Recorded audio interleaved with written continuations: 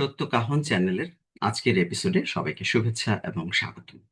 আমি doctor Molla Haque, director, global centre for democratic governance এবং শিক্ষক ও গবেষক, মানস বিশ্ববিদ্যালয়, অস্ট্রেলিয়া।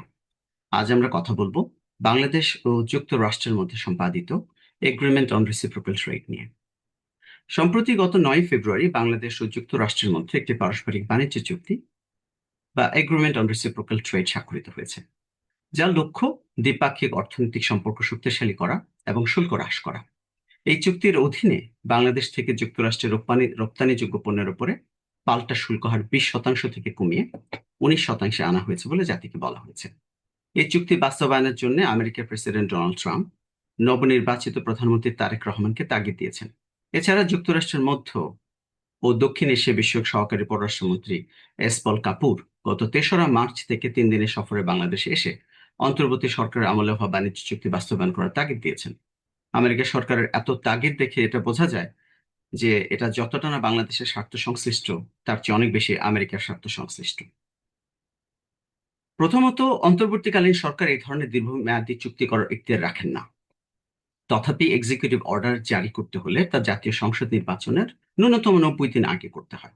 এখানে আমরা দেখেছি এই চুক্তি হয়েছে নির্বাচনের ঠিক 3 দিন আগে, যা কিনা সম্পূর্ণ অসাংবিধানিক।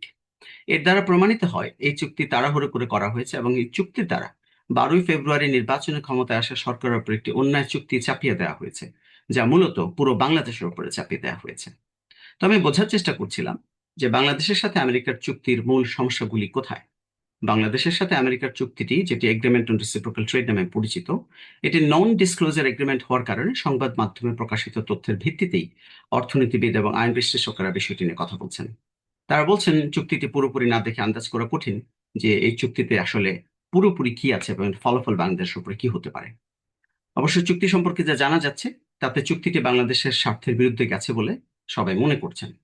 তারা বলছেন এমনকি স্বাধীন সার্বভৌম রাষ্ট্র হিসেবে বাংলাদেশের কোনো কোনো ক্ষেত্রে সিদ্ধান্ত নেওয়ার ক্ষমতাও সীমিত করা হয়েছে। চুক্তি অনুযায়ী যুক্তরাষ্ট্র বাংলাদেশকে 1638টি পণ্যের শুল্ক সুবিধা দেবে, কিন্তু যুক্তরাষ্ট্র সুবিধা পাবে 6710টি পণ্যে। পাশাপাশি যুক্তরাষ্ট্রকে একতরফাভাবে শুল্কমুক্ত বাজার সুবিধা দেওয়া ডব্লিউটিও নীতিমালার সাথে সাংঘর্ষিক হতে পারে। এর ফলে ডব্লিউটিও আওতাভুক্ত অন্যান্য সদস্য দেশকেও একই সুবিধা দেওয়ার চাপ তৈরি হতে পারে। এতে বাংলাদেশের সাথে পুরো পৃথিবীর একটি অসম বাণিজ্য চুক্তি স্বাক্ষরিত হওয়ার একটা সম্ভাবনা দেখা দিয়েছে।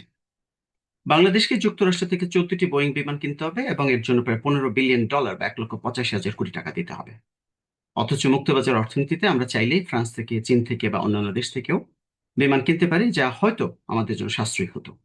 এটা ছাড়াও অনেকে বলছেন যে বাংলাদেশের বর্তমান অর্থনৈতিক পরিস্থিতিতে $15 বিলিয়ন দিয়ে 14টি বিমান আমাদের কেন কিনতে হবে। চুক্তিতে নির্দিষ্ট লক্ষ্যমাত্রা সহ এক ধরনের নিয়ন্ত্রিত বাণিজ্য ব্যবস্থা রাখা হয়েছে। চুক্তি অনুযায়ী বাংলাদেশকে আগামী 15 বছরে $15 বিলিয়ন বা 1,85,000 কোটি টাকার মার্কিন জ্বালানি, বিশেষ করে এলএনজি বা তরলীকৃত প্রাকৃতিক গ্যাস কিনতে হবে। মুক্তবাজার অর্থনীতিতে আবারও প্রশ্ন দাঁড়ায় যে কেন আমরা কাতার থেকে, নরওয়ে থেকে বা অস্ট্রেলিয়া থেকে কেন কিনবো না? কেন আমাদেরকে আমেরিকা থেকেই কিনতে হবে এবং উচ্চ দামে কেন কিনতে হবে? কৃষি খাতে বাংলাদেশ অন্তত $3.5 বিলিয়ন মার্কিন কৃষি পণ্য, যেমন গম ও সয়াবিনের মতো পণ্য আমদানি করবে। বছরে $3.5 বিলিয়ন বা 42,000 কোটি টাকার কৃষি পণ্য, যেমন গম কিনতে হবে প্রতি বছর 7 লক্ষ টন হারে 5 বছর। এছাড়া সয়াবিন কিনতে হবে প্রতি বছর 26 লক্ষ টন পরিমাণ। এবং আরেকটা প্রশ্ন দেখা দিয়েছে যে এই গম এবং সয়াবিনের কোয়ালিটি নিয়ে। ইতিমধ্যে আমরা দেখেছি যে আমেরিকা সম্প্রতি মিনেসোটায় বিক্রি করতে না পারা ভুট্টা বাংলাদেশে গুছিয়ে দিয়েছে। তো এর দ্বারা অনেক বিশ্লেষক মনে করছেন যে এটা ভবিষ্যতে এই গম এবং সয়াবিনের ক্ষেত্রে যে ঘটবে না, তার কি সম্ভাবনাকে উড়িয়ে দেওয়া যাচ্ছে কিনা। এছাড়া অশুল্ক বাধা দূর করার নামে মার্কিন কৃষি ও জৈব প্রযুক্তি পণ্যের প্রবেশের ক্ষেত্রেও পরীক্ষা নিরীক্ষা বাদ দিয়ে কাজ করার প্রতিশ্রুতি দিয়েছে বাংলাদেশ। প্রতিশ্রুতিগুলির মধ্যে রয়েছে মার্কিন খাদ্য ও কৃষি পণ্যের ক্ষেত্রে মার্কিন স্যানিটারি ও ফাইটি স্যানিটারি ব্যবস্থা এবং অন্যান্য মানদণ্ডকে বাংলাদেশের মানদণ্ডের বিকল্প হিসেবে স্বীকৃতি দেয়া। মাংস, পোল্ট্রি, ডিম ইত্যাদির ক্ষেত্রে USDA food safety and inspection সার্ভিসের মানদণ্ডকে স্বীকৃতি দেয়া। চুক্তি স্বাক্ষরের 24 মাসের মধ্যে এমন নীতিমালা তৈরি করা যেন যুক্তরাষ্ট্রে নিরাপদ বলে স্বীকৃত বায়োটেকনোলজি বা জৈব প্রযুক্তি পণ্য বিনা পরীক্ষা ও বাড়তি কোনো লেবেলিং ছাড়াই বাংলাদেশে প্রবেশ করতে পারে।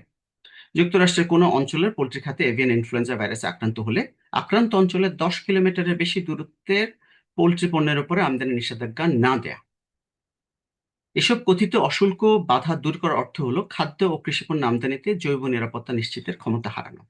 আগে মার্কিন তুলা দেশে আসার পর পোকা মারা রাসায়নিক প্রক্রিয়ার মধ্যে দিয়ে যেতে হতো, এখন সেটা সম্ভব হবে না।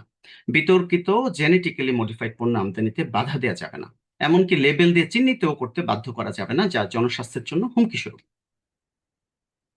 চুক্তি অনুসারে বাংলাদেশকে খনিজ সম্পদ উত্তোলন ও রপ্তানির জন্য যুক্তরাষ্ট্রের বিনিয়োগকারীদের সহযোগিতা করতে হবে, এবং বিদ্যুৎ উৎপাদন, টেলিকমিউনিকেশন, পরিবহন ও অবকাঠামো খাতে যুক্তরাষ্ট্রের কোম্পানিগুলোকে দেশীয় প্রতিষ্ঠানের সমান সুযোগ সুবিধা প্রদান করতে হবে।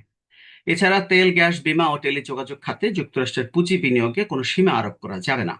বর্তমানে দেশি বিদেশি বেসরকারি কোম্পানি কর্তৃক রাষ্ট্রায়ত্ত বীমা কর্পোরেশনে 50% পুনর্বীমা করার যে বাধ্যবাধকতা আছে, তা থেকে যুক্তরাষ্ট্রের বীমা কোম্পানিকে ছাড় দিতে হবে।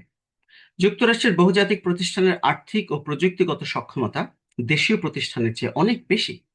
এসব বহুজাতিক প্রতিষ্ঠানকে যদি দেশীয় প্রতিষ্ঠানের সমান সুযোগ সুবিধা দিতে হয়, তাহলে দেশীয় খাত ক্ষতিগ্রস্ত হবে। এছাড়া এসব খাতের উপর দেশীয় সার্বভৌম নিয়ন্ত্রণ খর্ব হবে। যেমন দেশে তেল গ্যাস সংকট থাকার পরেও যুক্তরাষ্ট্রের কোম্পানিকে গ্যাস রপ্তানির অনুমোদন দিতে হবে। এছাড়া যুক্তরাষ্ট্র থেকে সামরিক সরঞ্জাম কেনা বাড়াতে হবে। নির্দিষ্ট কিছু দেশ থেকে সামরিক সরঞ্জাম কেনা সীমিত রাখতে হবে, যেটা বাংলাদেশের জন্য পরিপূর্ণভাবে স্বাধীনতা বিরোধী। বাংলাদেশ এমন কোন দেশ থেকে পারমাণবিক চুল্লি, জ্বালানি বা সমৃদ্ধ ইউরেনিয়াম কিনতে পারবে না যাদের যুক্তরাষ্ট্র তাদের স্বার্থের জন্য ঝুঁকিপূর্ণ মনে করে। ফলে ভবিষ্যতে রাশিয়া বা চীনের সঙ্গে পারমাণবিক খাতে কাজ করা প্রায় বন্ধ হয়ে যেতে পারে। চুক্তির একটি অনুচ্ছেদে আরো বলা হয়েছে, বাংলাদেশ যদি চীন বা রাশিয়ার মতো নন মার্কেট দেশ এর সঙ্গে কোনো মুক্ত বাণিজ্য বা অগ্রাধিকারমূলক অর্থনৈতিক চুক্তি করে, তাহলে যুক্তরাষ্ট্র এই চুক্তি বাতিল করে আবার শাস্তিমূলক শুল্ক আরোপ করতে পারবে, যা বাংলাদেশের সার্বভৌমত্বের প্রশ্নেও প্রভাব ফেলতে পারে। চুক্তির আরেকটি ধারায় বলা হয়েছে, যুক্তরাষ্ট্র যদি জাতীয় নিরাপত্তা রক্ষায় সীমান্ত বা বাণিজ্যিক ব্যবস্থা নেয়, তাহলে বাংলাদেশকেও তাদের সঙ্গে মিল রেখে পরিপূরক বিধিনিষেধ গ্রহণ করতে হবে।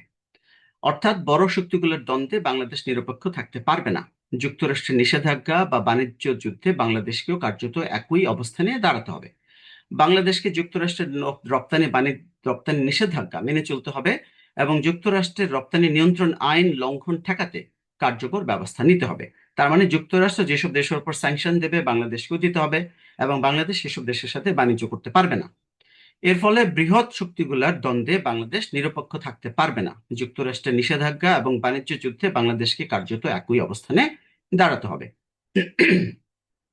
এছাড়া বাংলাদেশের বন্দর, টার্মিনাল, লজিস্টিক নেটওয়ার্ক এমন প্রযুক্তি ব্যবহার করতে হবে যেন তৃতীয় দেশের কাছে তথ্য পাচার না হয়। এছাড়া বাংলাদেশকে যুক্তরাষ্ট্রের জাতীয় নিরাপত্তার জন্য ক্ষতিকর এমন সফটওয়্যার ব্যবহার সীমিত করতে হবে। যুক্তরাষ্ট্রের কোনো পণ্যে কোটা আরোপ করা যাবে না, অশুল্ক বাধা দূর করতে হবে, যুক্তরাষ্ট্রের পণ্য প্রতিযোগিতায় পড়বে না এমন উদ্যোগ নিতে হবে। তার মানে উচ্চ দামে হলেও যুক্তরাষ্ট্রের পণ্যের বাজার তৈরি করতে হবে। শ্রমিকদের ট্রেড ইউনিয়ন করার অধিকার নিশ্চিত করতে হবে। আমেরিকার মতো দেশে ট্রেড ইউনিয়ন শ্রমিকদের ভালোর জন্য হলেও বাংলাদেশের মতো দেশে সেটা রাজনৈতিক অস্ত্র হিসাবে দেখা দিতে পারে। যুক্তরাষ্ট্রের সুতা ও তন্তু দিয়ে তৈরি পোশাক পাল্টা শুল্ক বসাবে না বলেছে যুক্তরাষ্ট্র। এজন্য উচ্চ দামে যুক্তরাষ্ট্রের সুতা ও তন্তু আমদানি করে তা দিয়ে পোশাক বানিয়ে রপ্তানি করতে হবে, এবং এটা করলে বাংলাদেশের গার্মেন্টস ব্যবসায় ধস নামার ব্যাপক সম্ভাবনা রয়েছে। এছাড়া কয়েকদিন আগে সেন্টার ফর পলিসি ডায়ালগ এক সংবাদ সম্মেলনে জানিয়েছে, এই চুক্তির ফলে বাংলাদেশ সরকারের বছরের পরে 1327 কোটি টাকা শুল্ক বাণিজ্য বা শুল্ক রাজস্ব হারানোর ঝুঁকি রয়েছে। এই সমস্ত কিছু আমরা করব, এত কিছু আমরা করব, দেশের সার্বভৌমত্ব হারাবো, স্বাধীনতা হারাবো, বিদেশি বাণিজ্যে স্যাংশন আমরা দিব, যুক্তরাষ্ট্র থেকে বিলিয়ন্স অফ ডলার্স এর আমরা প্রোডাক্ট কিনবো। এগুলো আমরা কেন করব? আমাদের লাভ কি? আমাদের লাভ হচ্ছে যুক্তরাষ্ট্র পাল্টা শুল্ক হার 20% থেকে কমিয়ে মাত্র 1% কমিয়ে 19% করবে। তখন বাংলাদেশের টোটাল শুল্ক হার হবে 34.5%। মাত্র 1% শুল্ক কমানোর জন্য বিলিয়ন বিলিয়ন ডলার খরচ করার যুক্তিগত কতটুকু আছে তা বোধগম্য নয়। দ্বিতীয়ত, সম্প্রতি 20 ফেব্রুয়ারি যুক্তরাষ্ট্রের সুপ্রিম কোর্ট 6-3 ভোটে প্রেসিডেন্ট ট্রাম্পের রেসিপ্রোকাল ট্যারিফ আরোপের এক্সিকিউটিভ অর্ডারকে বাতিল করে দেয়। কোর্ট বলে এটা ট্রাম্প তার ক্ষমতার চেয়ে অনেক বেশি ট্যারিফ আরোপ করেছিল। ট্রাম্প 1977 সালে the international emergency economic powers act or IEEPA আইন ব্যবহার করে এই আদেশ দিয়েছিল, যেটা এর আগে অন্য কোনো প্রেসিডেন্ট ব্যবহার করেনি। এই আদেশ বাস্তবায়ন করতে হলে ট্রাম্পকে কংগ্রেস থেকে অনুমতি নিতে হবে, যেটা সম্ভব নয়।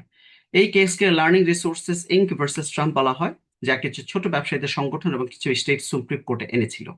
এর ফলে এখন আমেরিকাকে $132 বিলিয়ন ট্যারিফ ফেরত দিতে হবে, যা ইতিমধ্যে সংগ্রহ করা হয়েছিল।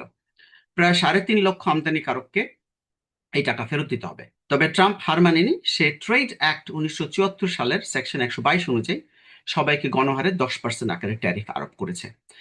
এত তো মানে আমরা 20% থেকে 19% আনার জন্য বিশাল চুক্তি করছি, অথচ সেই ট্যারিফ এখন এক্সিস্টই করে না। এখন যুক্তরাষ্ট্র সবাইকে গণহারে 10% ট্যারিফ আরোপ করেছে। তাহলে তো এই চুক্তি আমাদের সাইন করার কোনো প্রয়োজনই নেই। আমরা এই এই বাণিজ্য চুক্তি থেকে আমরা বাংলাদেশ দেশ হিসাবে কিছু এক্সট্রা বেনিফিট পাচ্ছি না। এতদ সত্ত্বেও যুক্তরাষ্ট্রের দক্ষিণ ও মধ্য এশিয়া বিষয়ক সহকারী পররাষ্ট্রমন্ত্রী এসপল কাপুর বলেছেন যে মার্কিন সুপ্রিম কোর্টের রায়ের পরেও এই চুক্তি বলবৎ আছে। যুক্তরাষ্ট্রের অভ্যন্তরীণ বিধিবিধান অনুযায়ী শুল্ক ও বাণিজ্যের প্রক্রিয়া চূড়ান্ত করার বিষয়ে প্রেসিডেন্টের এককভাবে সিদ্ধান্ত নেওয়ার অনেকগুলি বিকল্প সুযোগ আছে, তাই চুক্তিটি বহাল আছে। এখন বাংলাদেশ যেন যথাযথভাবে দ্রুততা কার্যকর করে। কিন্তু বাংলাদেশ, অ্যাকর্ডিং টু বাংলাদেশের যে কনস্টিটিউশন, সেক্ষেত্রে কিন্তু এই চুক্তি বলবৎ করার কোনো বাধ্যবাধকতা বাংলাদেশ সরকারের নাই। তো চুক্তিটি পরিচালনা করার সুযোগ থাকলেও যুক্তরাষ্ট্র এই চুক্তির সম্পূর্ণ বাস্তবায়ন চায়। যদিও সংসদ ছাড়া এই চুক্তি বাস্তবায়ন করা যাবে না। সংসদে চুক্তির পর্যালোচনা, প্রশ্ন উত্থাপন এবং মতামত দেয়া, এরপরে চূড়ান্ত সিদ্ধান্ত নেবে নির্বাহী বিভাগ। যুক্তরাষ্ট্র চায় কোনো রকম প্রতিবন্ধকতা ছাড়াই এটা যাতে নির্বিঘ্নে পাশ হোক। এই চুক্তির কারণে ইতিমধ্যে বাংলাদেশ আমেরিকার কাছে রাশিয়ান তেল কেনার জন্য অনুমতি প্রার্থনা করেছে। আমেরিকার অনুমতি পেলেই তবে বাংলাদেশ রাশিয়ার কাছ থেকে তেল কিনতে পারবে। এমত অবস্থায় কোনো অবস্থায় এই চুক্তি বাংলাদেশের জন্য লাভজনক তো নয়, এটা বাংলাদেশের জন্য পায়ের শেকল হয়ে দেখা দিতে পারে। বাংলাদেশ কোনোভাবে এই চুক্তিতে থাকতে পারে না। তাই এই চুক্তি বাস্তবায়ন হলে বাংলাদেশের জন্য ব্যাপক সমস্যা হবে বলে আমি মনে করি। এছাড়া এই চুক্তির ফলে বাংলাদেশের প্রতি ভালো মনোভাব থাকার কথা আমেরিকার, কিন্তু আমরা সেটা দেখতে পাচ্ছি না। গত 11ই মার্চ মার্কিন বাণিজ্য প্রতিনিধি দপ্তর বাংলাদেশকে বাংলাদেশ সহ 16টি দেশের বিরুদ্ধে কাঠামোগত অতিরিক্ত উৎপাদনের অভিযোগে তদন্ত শুরু করেছে। এটি স্পষ্ট করে দেয় যে মার্কিন বাণিজ্য চাপ কমেনি, বরং নতুন রূপ নিচ্ছে। চুক্তি করেও বাংলাদেশ নিরাপদে নেই। বর্তমান পররাষ্ট্রমন্ত্রীর মতে এই চুক্তির একটি এক্সিট ক্লজ আছে, যেখানে 60 দিনের মধ্যে এই চুক্তি বাতিল করার একটি ক্ষমতা বাংলাদেশ সরকারের রয়েছে। তাই বর্তমান সরকারের কাছে আমার অনুরোধ থাকবে এই চুক্তিটি বাতিল করা অথবা চুক্তি পরিবর্তন করে বাংলাদেশের অনুকূলে নিয়ে আসা। আজকের এই এপিসোড দেখার জন্য আপনাদের সবাইকে অসংখ্য ধন্যবাদ।